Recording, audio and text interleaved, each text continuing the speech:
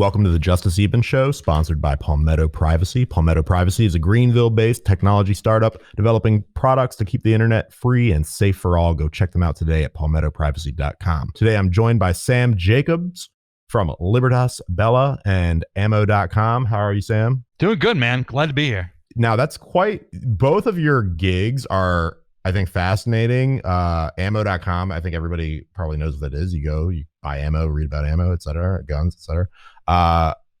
But Libertas Bella is, I think that's more of your kind of personal project. Is that right? You're like the man that started that? Well, Libertas Bella News is kind of the news aggregator of a site called Libertas Bella, which is a clothing company that makes clothes for people who want to kind of represent their interest and support for liberty and freedom movements around the world, and really want to get a kind of broader view of this because of everything that's going on right now with the resistance to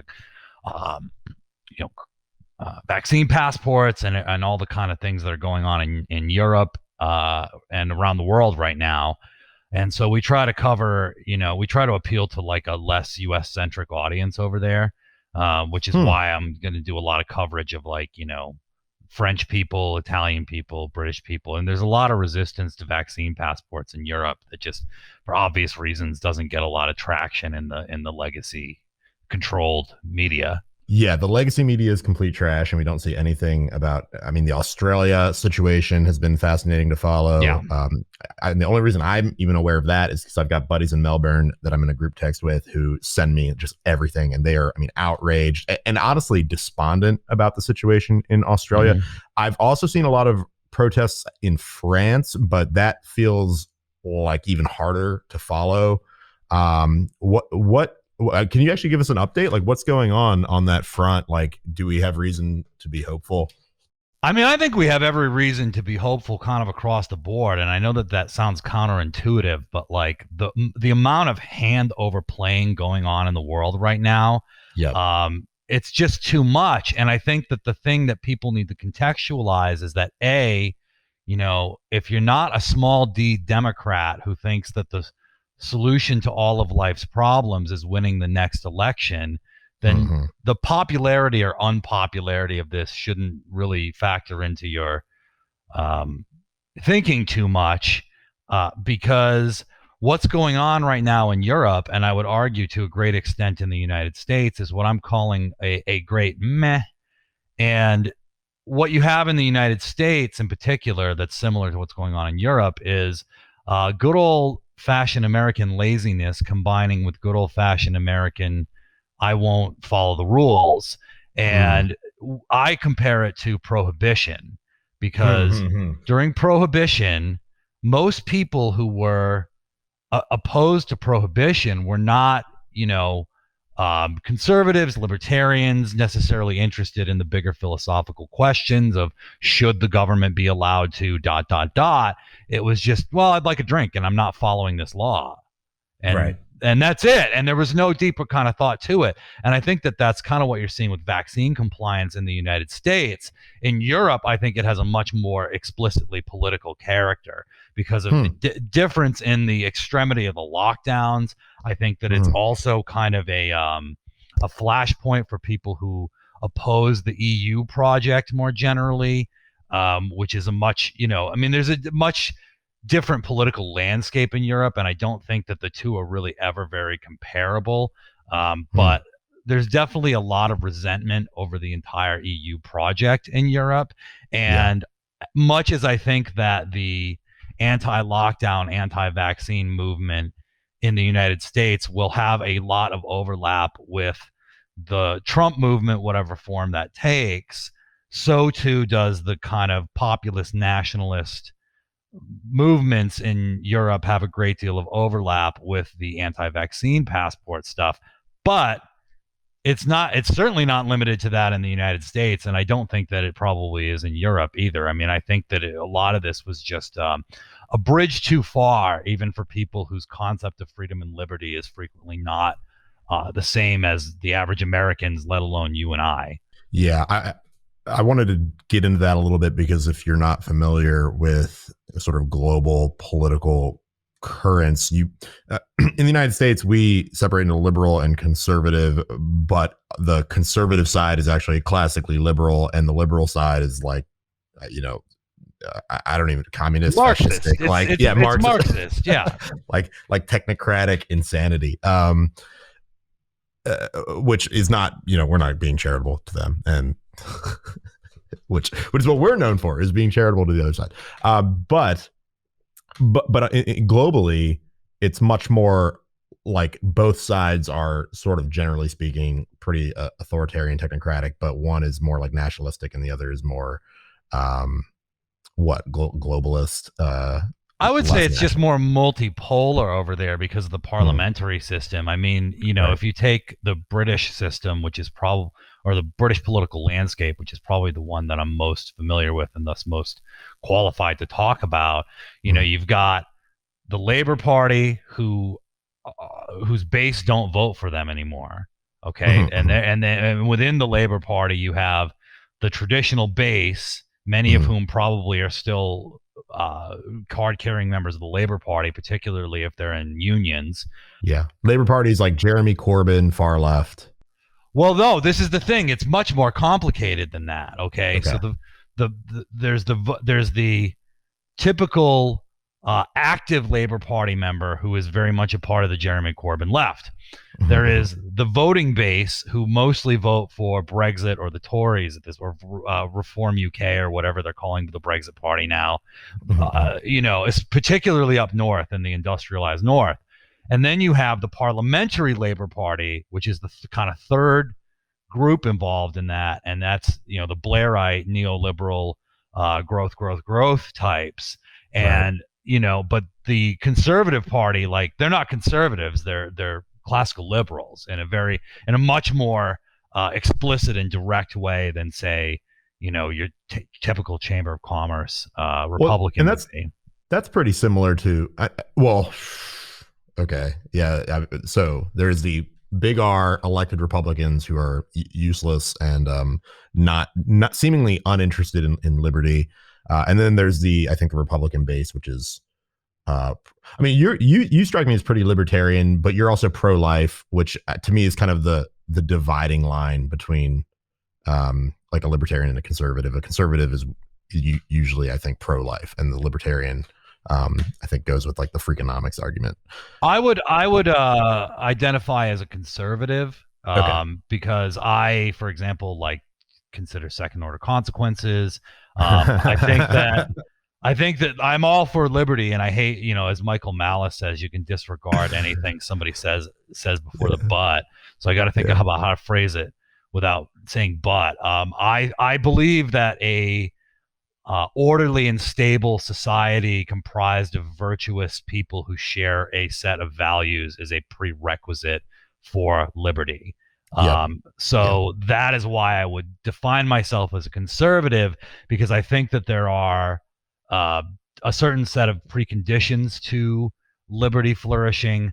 I also philosophically am very Hobbesian and Nietzschean in my thought, and so I have a very pessimistic view of human choice that I think that can't be hand waved. Can you deconstruct that a little bit? Because it was actually the first question I had written down. You said on your bio that you are pessimistic, Hobbesian, Nietzschean. Yeah. And then when I asked you if we have reason to be hopeful, you said, "Oh, we've got many reasons to be hopeful." So I was a little bit struck by the discordance there. Can you just talk about, like, can you break down each individual word there? Like, what does it mean to be Hobbesian in your view, and Nietzschean and pessimistic? Hobbesian, the core of the Hobbesian view is that there is a sovereign, and you'll find this view in neo-reactionary thought as well, which I think I don't have a lot of affection for the neo-reactionaries, but I think that they're correct that there is a sovereign. Okay, meaning God. No, meaning somebody is in charge, right? Somebody is the final person in charge. In the United States, it is not the president, it's the Supreme Court. The Supreme Court is the sovereign of the United States, because everything we do has to be run by the Supreme Court. So they're clearly in charge. And Curtis Yarvin, when he was writing as Mencius Moldbug, used the example of, like, you know, an insane man on a street corner shaking down people for change. That guy's the sovereign of that street corner. Hmm. Somebody is ruling, and wishing that that weren't so doesn't make it so. And the ultimate sovereign in Hobbes is called the Leviathan. There's tons of stuff to get into with that we just Yeah. don't have the There's a time whole for. book. Yeah, right, exactly. And Yeah. then the Nietzschean aspect is just a sort of view of humanity that says that, um, I mean, I think that the pessimistic view of Schopenhauer is basically just that things kind of get worse over time, and there's not like anything you can really do about that. But the Nietzschean perspective is just like, the metaphor I always use is the Morlocks from the Time Machine, who are Right. these, uh, bestial, semi-human creatures The who, underground monster things. yeah, right. Yeah. And it's like, okay, well, what are you going to do, libertarians, when a bunch of Morlocks show up and say, we want to take your stuff? You going to Yeah. hand them a pamphlet? I mean, then the world is filled with Morlocks who don't care about principles, who don't care about ideas. Right. They mock the very idea that there's anything more noble in man to aspire to. Right. And they just want to slit your throat and take your stuff and enslave your kids. Yeah. Yeah. And there's no reasoning with them. And they're the bulk of humanity. Yeah. So the libertarian is fascinating to me because I used to be one. I think everybody kind of goes through sort of a political maturity process where they kind of start off liberal because it just is feelings, and then you become libertarian because you get into ideas. But it does seem to me, I compare it to communism or to like macroeconomics, where it's all built around this sort of reasonable sounding thesis, but that in practice it just doesn't work because it doesn't correspond with reality or human nature. So can you talk, because you mentioned Nietzschean and Schopenhauer, and you said that everything's going to get worse, but you also said that you have a lot of reason to be hopeful because they continue to overplay their hands, which I kind of agree with. I also see it kind of like they're overplaying their hands. It seems to me like the death throes of a wild animal that's struggling yes. in a corner, like they don't know really what to do, and they can kind of see the house of cards collapsing, so they're just flailing in every direction as radically as they possibly can. Does that strike you as a correct summation of the situation? And then what does it mean to be pessimistic or optimistic in this context? Well, I think that, yeah, I mean, I don't think that there was any plan other than shoving Biden into the White House and committing, elder abuse in this really ostentatious way, which I used to feel bad for Biden because he's clearly not there. But then I realized that he wouldn't feel bad for me. So I stopped feeling bad for him. I think that, I don't think that these people are as intelligent or savvy as they kind of psyop everybody into thinking that they are. I don't think that there was any plan beyond. I think they just said, we shove Biden in place, we reset the clock 4 years, and it's like the last 4 years didn't happen. And clearly that's not true. And I think any thinking person would have recognized early on that that was not a plan of any kind. And I think that the thing about the pessimism is you need to kind of distinguish the size of the brush strokes on this, right? Sure, yeah.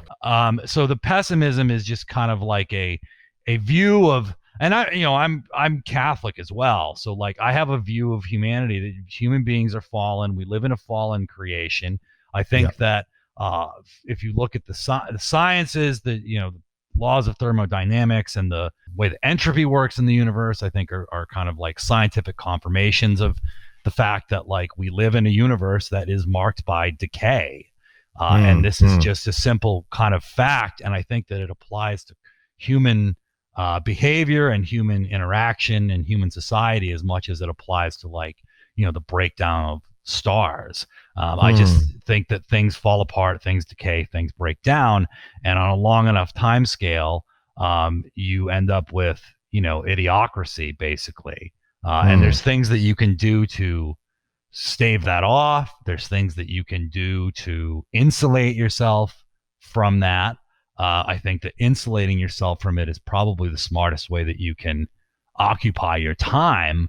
But again, if you're looking at this as like we fail until we get 50% of people plus one and win an election with our ideas, I think that you're always going to be disappointed, but there are ways to move the ball in the right direction, um, through the political process. And I think a lot of it just kind of stems from individuals standing up. I mean, a good example of a politician that I like a lot, which is no surprise to anybody, is Ron DeSantis, and it's because this country would be Australia or Canada if it were not for one man, Ron DeSantis. I think that people have really been psyoped into thinking that one man doesn't make a difference, and you, one man me, makes and everybody listening, we're not wrong. Makes all the difference in the world. And it's like, you, me, and the listeners, we're not Ron DeSantis. Like, I get it. We're not running the fourth or fifth largest state in the country. But how much of the last year and a half with COVID, with the riots, how much of that comes down to people not saying no? And that's why they're so mad about the parents opposing critical race theory and gender ideology in the public schools, because it's people standing up and saying no. Yeah. Let's get into that. That's what it comes down to. Yeah. Can you talk about what actually just happened with this order to the FBI to go after parents who are speaking up at school board meetings? Like what happened there, and what's your take? Well, so there's there's two sides to this story. The first side is that there was a press release that came out from the Justice Department saying that that parents protesting school boards were a domestic terror threat, and we were going to keep an eye on them. And then then they kind of backtracked on that and said, no, we're responding to specific threats against school board members. I don't doubt that there have been threats against school board members. Some of them are probably deserved. I don't think it's like, I think anytime you say that X happened, where you're talking about that large of a group and that big of a phenomenon, it's easy to play the guilt by association game. You can always find somebody to point to and go, this guy did this and he supports your cause. And so I'm not sure. I'm sure that there have been threats. I very much doubt that there have been credible threats. I think that that's an important distinction to make, that there's threats and there's threats. Okay. Right. And I don't know how many credible threats there may have been, though. Hey, if I was a school board member and somebody tells me that they're going to kill me because I voted for CRT in public schools, I'm going to be on edge about it, which is fair enough to them. But I think that the important point to make is that this is part of a broader escalation of using the Department of Homeland Security and the Justice Department against Americans. And I think that the politics of the Americans is definitely something that we should notice and mention. But I think that the thing that we should be absolutely outraged about is that these are being used against law-abiding American citizens in any way whatsoever. And I say this as somebody who, I didn't support this stuff when George Bush was doing it, and I have absolutely no love for George Bush whatsoever. Was George Bush using the arm of the state against his political opponents? No, he wasn't. And that's why it's an escalation. But the entire security apparatus that is in place for the Biden regime to use was put there by the Bush administration. And I think that when we are looking, who created the Department of Homeland Security, the Department of Homeland Security was created by the Bush administration. It has a creepy Orwellian name. We never should have let them do it. And the entire, intelligence community is now being directed at American citizens, which I think is not something that would have been terribly difficult to predict. I think that there was people who opposed this who opposed the creation of the modern intelligence gathering state at the time, who, many of whom still do, which is myself, and I think a lot of libertarians and some conservatives and some liberals who've probably changed their politics over the last 15 years a bit. But many of the very people who oppose this as some Orwellian overreach are now jumping up and down, clapping their hands because it's being weaponized against conservative parents. I want to talk about this a little bit more because some of the most interesting movement in conservative politics in the last year has been this explosion in parent activism at school board meetings. And it's pronounced here in Harford County, Maryland, where I'm from. I'm not a parent, so I really am just spectating a lot of the time, but I'm impressed by the commitment, the passion, the consistency with which they show up. Our superintendent here in Harford County, Maryland, I want to name him because I can't stand that this is a thing. His name is Sean Bolson. He's not from Harford County. He's from some other county. He spent most of the last 10 years in North Carolina. He's obviously like a neoliberal mask mandate kind of guy. And in my opinion, like we shouldn't even have people like you should be. The school board is partially appointed here, partially elected. It should be, in my view, completely elected by the citizens of that county. I don't see any reason why the governor should be appointing anyone to run the school board here in Harford County. Much less do I think that we should be led by some person that's not from here, who's got antagonistic views to our views and our values. So Superintendent Sean Bolson, we know that this person who is not a Harford County native is, and also not in alignment with Harford County residents in terms of his political views or his approach to education. But I just want to, like, where do you think we are going as a movement? This seems to be sort of the basis of the grassroots movement. Do you think that there's long-term sticking power, long-term ramifications from this sort of school board uprising thing that's happening, or do you think it's going to fizzle out like the Tea Party? Well, I don't think that the Tea Party fizzled out. Really, I mean, the Tea Party clearly is not a phenomenon anymore, but like it radically changed the composure of the Republican Party, and I think that this will probably do the same. I mean, I think that the Tea Party was kind of a John the Baptist of the MAGA thing, because once they butted up against Paul Ryan, basically it was like, oh, okay, so we got to start throwing out the Republican Party's leadership, and where's Paul Ryan today? Right. So yeah. I think that McCarthy needs to go. I think that McConnell needs to go. But I think that, the fact that we can talk about that as a possibility is largely a product of what the Tea Party did. And, Bannon called this the Tea Party on steroids or something. I mean, people are really angry, and they have every right to be, but people are really angry about the CRT in schools thing. It really has touched a nerve, and the gender stuff. But for whatever reason, the CRT has been the lightning rod, and it ties into the mask mandates in the schools, because what parent wants to send their kid off to school in a mask all day for a disease that they're not gonna, I mean, if what percentage of parents do you think are on board with masking their kids in public schools? I think that it's probably pretty low. And so, when it's like someone else's kid, it doesn't have the same visceral kind of, impact as like, well, I don't really want to mask my kid. Well, you have to. And he has to have it on all day except for lunch when he's in a room full of other kids who are also not wearing masks. I mean, it's just like, it doesn't make any sense. I think that obviously when this is over, a lot of people will probably drop away or go do other things, but I think a lot of people won't.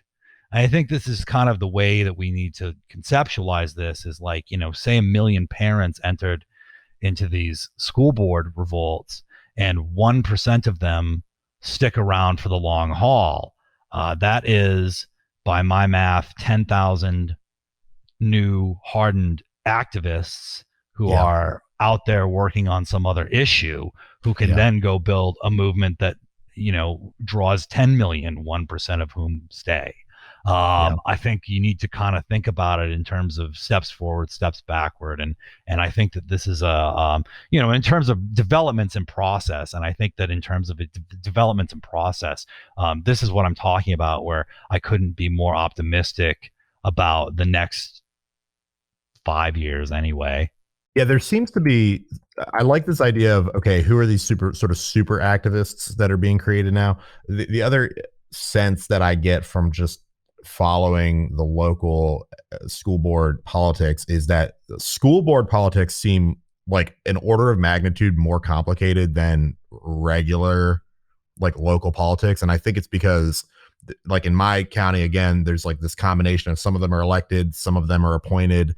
It's not really clear exactly where like their power starts and the state Department of Education power starts, or like what power like our local county executive and county board have. And up until this, like, so Harford County is a very, it used to be 80% Republican. Now it's like 60% Republican. But to see all of the leadership just roll over entirely to school board leaders and to health department leaders as well is it's striking that these people think that they'll have a job after the next election. I guess I'm just wondering, like, do you like it sounds like we might be creating a for lack of a better, like a deadly weapon in these like super activists that understand the sophistication of local school board politics, which I think it is complicated and requires sort of a sophisticated thinker to get through it. And it sounds like you're saying these people are going to be huge assets to the movement in the future. So you're optimistic in the 5 to 10 year span. Do you have like, I mean, I'm constantly looking for what is like the vision that the conservative side is going to sell, sort of the squishy middle. Do you have a sense of like what the vision is there? Well, first of all, I don't know how much squishy middle is left. And I think that that's a rapidly shrinking base. And I think that when the great boomer die-off happens, that you're going to see a lot more polarization in the country. And so I do not shy away from leveraging that polarization. I don't think it's a bad thing. I think that it clarifies the situation quite greatly. I don't think that there is a lot of coming together to be had, but to the extent that the suburban, middle of the road voter exists, again, this is where the overplaying the hand has come in, because I don't see anything that the school board revolts want as being terribly radical. It's radical in its lack of radicalism, if anything. Just don't teach our kids to hate white people and non-whites who are too much like white people or too successful or whatever the metric is. I think that religiously conservative Jews are rightly very concerned about where this might be going. I think that it's been made fairly clear that the anti-white sentiment is also going to be applied very, very fast and loose to any Hispanic, Asian, or Black American who does not toe the line. Oh yeah, I mean, I was canceled last year.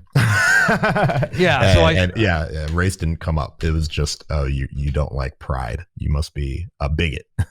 Right, and so that's definitely going on. I think that in terms of what you're selling the electorate, I don't think that the school board revolt types are selling anything that's all that radical or difficult to those people, in the same way that, say, immigration restrictionism may make them a little uncomfortable. I think that this anti-CRT stuff is, I think that the CRT stuff in schools is fairly toxic and a difficult thing to sell, and opposing it is not. So, and I mean, and I also think that where the squishy middle lies is always in flux, because they're squishy. I mean, that's kind of one of the points I'm trying to make about the democratic aspect of it is, for the 1% that are at kind of the tip of the spear on all of this, there's this broad middle who just go where they're led. And I think that, you can scare them, but I also think that you need to kind of always be dragging those types towards your side. And I do think that they need to be dragged. I don't think that I think that you need to kind of convince them that the consequences of the other side's policies are significantly more dangerous than the consequences of yours. And then that's kind of what gets them moving the needle in your direction. But I don't think that you do it by like targeting them. I think you do it by articulating a kind of clear platform and a clear program and communicating it in the right way. And so, and it's also there's an aspect of catching lightning in a bottle in all of this. And I think that the school board stuff is definitely lightning in a bottle. Yeah, it's one of the most exciting things I've seen in politics in my lifetime. I want to, because so you mentioned a couple things. You mentioned sort of the Orthodox Jewish community getting involved. And I kind of want to move the conversation a little bit to religion, because you wrote this great piece on masculine Christianity. I can include it in the show notes. I think that you're tapping into something that's so I am a primitive Baptist, which is basically like a Reformed Baptist in terms of theology, and also like congregationalism. And you're a Catholic. I have a lot of Catholic friends. We do seem to see eye to eye, frankly, on a lot of theological issues. I think more than we give ourselves credit for, I think. But certainly on political issues, the first thing I want to ask about is, you mentioned the Orthodox, like sort of traditionalist Orthodox Jews. One thing I've kind of noticed is that, for example, like Ben Shapiro, like Orthodox Jews, when they are politically inclined, are like some of the most valuable people to the movement. And then conversely, some of the most antagonistic enemies to sort of like freedom and liberty in the American way are the secular Jews who leave the religion. Do you see this? And do you think, because all politics is really fundamentally religious, a religious conflict. Do you, first of all, do you see what I'm seeing? Second of all, do you have any thoughts on like, how do we disarm sort of the like apostate Jewish left? If that's, by the way, I'm part Jewish, so I'm allowed to like say the word. I don't know what. Sure. I just generally I find the attention to secular Jews on the left to be kind of nonsensical. Right. I just think that it's, that secularism is inherently trends towards leftism, and that's kind of, how I view it. I think that we could play the same game with the in the Catholic community. They're called, hi, I went to Catholic school for 12 years. There are always these types of people who are like, and I think that, abortion on demand is totally within the keepings of the best teachings of the Catholic Church. And it's just secularism.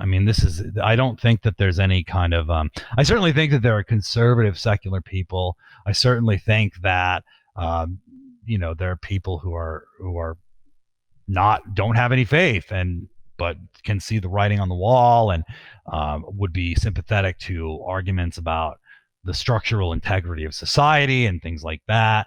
And those, you mentioned Freakonomics, may be interested in those kinds of approaches. But we have an article on the Frankfurt School that I think addresses this kind of I don't know what to call it, but the focus on the focus on secular Jews to the exclusion of other groups of secular people. So I just, I don't think that there's really anything to talk about, frankly, with that. I do think that when I reference, religious conservative Jews, I'm not limiting it to the Orthodox community or the Hasidim, but I think that, I think that the best comparison is probably Catholics. There's Catholics who take their faith very seriously, and there's Catholics who are like Catholic in this vague kind of cultural way. And I think that both sides of that divide, whether Jewish or Catholic, will have a lot in common, because it's mostly about, do you view the world through an objective lens of moral truth, right? Or do you just think that whatever is kind of the prevailing mood of the day is that's where moral truth lies? I think that it's mostly about, and I think that the progressivism versus pessimism thing comes into consideration here. It's like, do you believe in moral progress? Like, do you think the world is a more moral place than it was 10,000 years ago? I don't. So, and I think that fundamentally that's the religious worldview, is that, it's like, what are you? You're more holy than St. Peter? I don't think you are. And so I think that, you either view human beings as fallen and the universe in which we live as imperfect. It's certainly improvable, particularly using technology to feed more people and, have fun podcasts over the internet. But like, is moral progress happening? And I would say no. Yeah. So this is actually a fascinating question. And so first of all, I want to ask kind of like, what is Catholic eschatology? Like, because I don't know if you're familiar with kind of the Protestant debate on eschatology, but there's sort of three views. One is like a premillennial, there's going to be a rapture and all that, and leftovers, right? And then there's a postmillennial, which is where, like, the camp that I fall into, which is basically that the church is sort of the instrument of God's sanctification of the earth, right? That we're kind of going like new heavens, new earth, return to Eden by the grace of God. Still, we're fallen, and total depravity is sort of the first part of Calvinism, right? But there is light at the end of the tunnel. It's like a fundamentally optimistic worldview, and there is sort of I wouldn't call it a moral progress, because again, people are fundamentally fallen outside of Christ, but there is the world gets better because of the work of the Holy Spirit in man on earth. So, and then there's a third view, which is like amillennialism, which I don't know. To me, it's just squishy post-millennialism. So I won't get into it. But I want to, first of all, like, what is the view of the Catholic Church? What's your view personally on the end times? I would not be the person to speak to about the end times within Catholic theology, but I would say that my personal view is that, I think the Catholic Church is interesting because there's a lot less of kind of apocalypticism within the Catholic Church, and I think it's because it's so old, and it's like, when you've been through Nero, nothing is quite as a prophecy of doom as having lived through, Nero and other and Diocletian and other early persecutions of the church. And the thing that I say in my article on masculine Christianity is that, you're going to wish it was the end times, because the idea that there's going to be some, I don't mean, there's going to be some great tribulation. And obviously I know that there's like the great tribulation, capital G, capital T, right? But like the idea that there's not going to be a great tribulation with with lowercase g and lowercase t, and that things are just going to kind of continue on after that happens, I think is a flawed view of human history. I mean, I think that Christians living, for example, during Stalin's terror, or even in recent history, it's like China. I was going to say Iran, but yeah, China. I mean, I have a particular affinity for the Arab Christians because I just think they're tough. Oh yeah. They're really the African persecution is crazy. African Christians. I mean, there's like, I almost feel like this, not to get too into like, that's your white privilege kind of talk, but like, I find that particularly Protestants have a very Western centric view of Christianity, where they're like very, very focused on what's happening. And to Christians in America and the West, it's like, oh, they shut our schools down in some country. And it's like, yeah, that sucks. And it's an outrage. But like, let's talk about what ISIS was doing to Christians in Syria.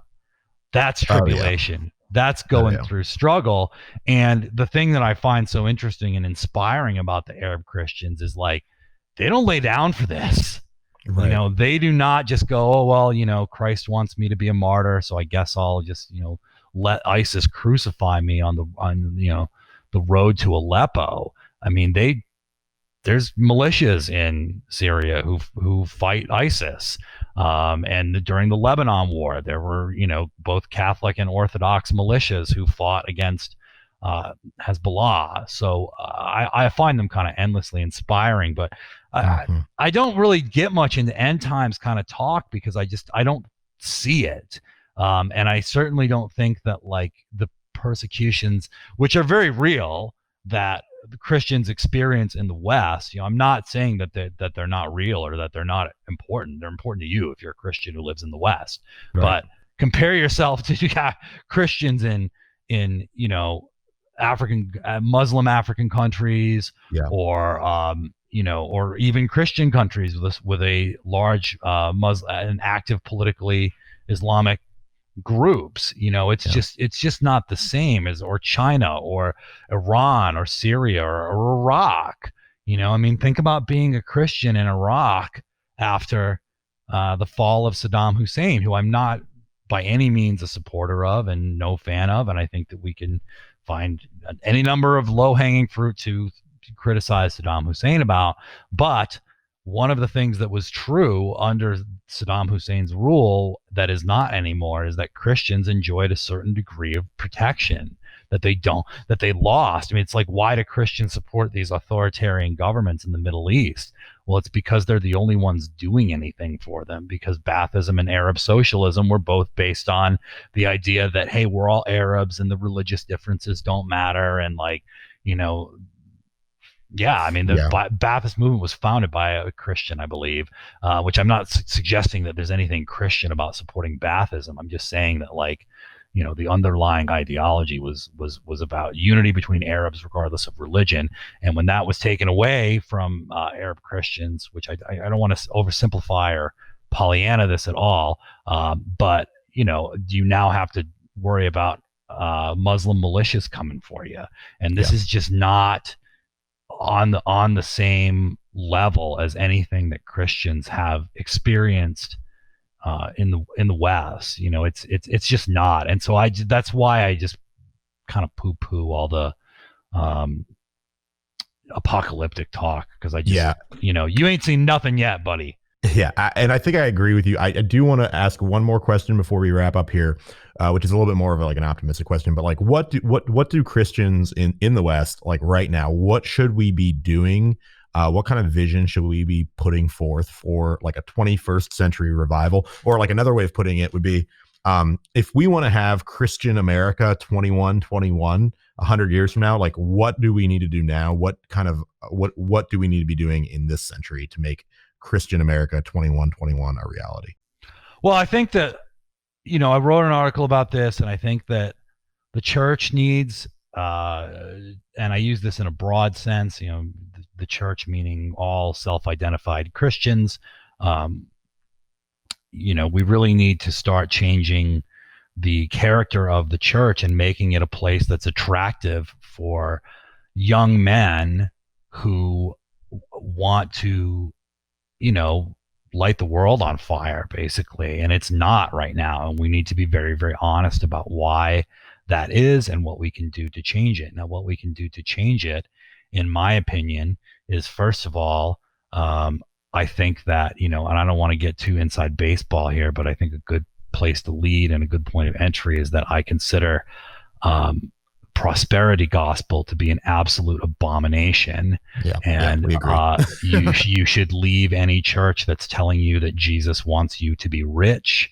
You should be leaving any church that tells you that physical safety is evidence of God's favor, which is a big thing that gets touted a lot, even by people who don't believe in prosperity gospel, that like, well, God will keep you safe. Well, I guess Christians in China just don't believe hard enough. No, you are not promised that kind of safety from God. And that's a very dangerous idea. I think that there's a seriousness lacking from a lot of Christian parishes, that there's a kind of jokey, man in the street, relatable manner that a lot of Pastors have, and I think that that's not productive. I don't think that your Sunday sermon should look like a PowerPoint presentation at work. I don't think that the point of being a good Christian is to be better at your job or to be a more effective human being. I think that it is to grow in Christ. Yep. And I think that that's kind of where the bedrock is. And I think that when we put the focus on that and then contextualize it in a broader social context. I mean, this the thing I say in the article is like, focus on the family, which I don't mean to beat up the organization, but let's just use the phrase because people know it. The focus needs to be on the family, not your family. It's not about you being a Christian so that you can be a better dad. And, in the 50s, that may have been a great approach. And it probably was appropriate to have more of a focus on like what you can do for your family at a time of greater stability. But now it's like the barbarians are at the gates and they're after the family. Right. The institution of the family is under attack. Your family is certainly under attack as part of that. But the idea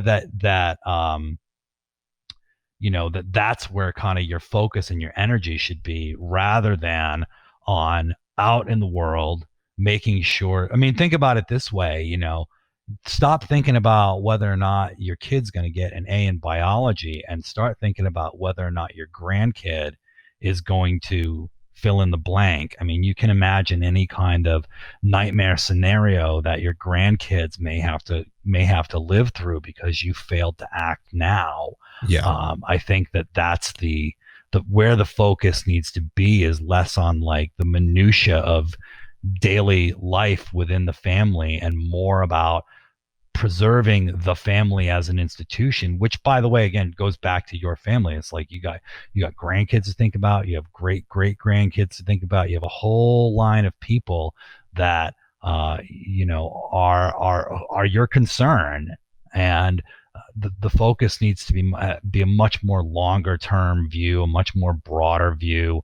I think that this is kind of it. I don't think that men's Bible study should be group therapy sessions. Yep, exactly. It's like talking about how bad you feel because of your shortcomings. I think that this is like kind of one of the coolest differences about religious conservatives in the 2020s as opposed to say the 1980s is like, I don't know any religious conservative who thinks that there's some great righteous holy man. I don't know a single one. It's all like people are very aware that like I am not cutting it as a man and or a Christian, and they want to do something about that. And the group therapy approach to men's Bible groups is not. That's not a manly way of dealing with these issues. I agree completely. It's a sentimentalism is what I call it, and I despise it. Now we've got 2 minutes before you've got to go, and I want to make sure you get the last word to plug anything you want. Asks for the audience. The floor is yours, and then we'll wrap it up.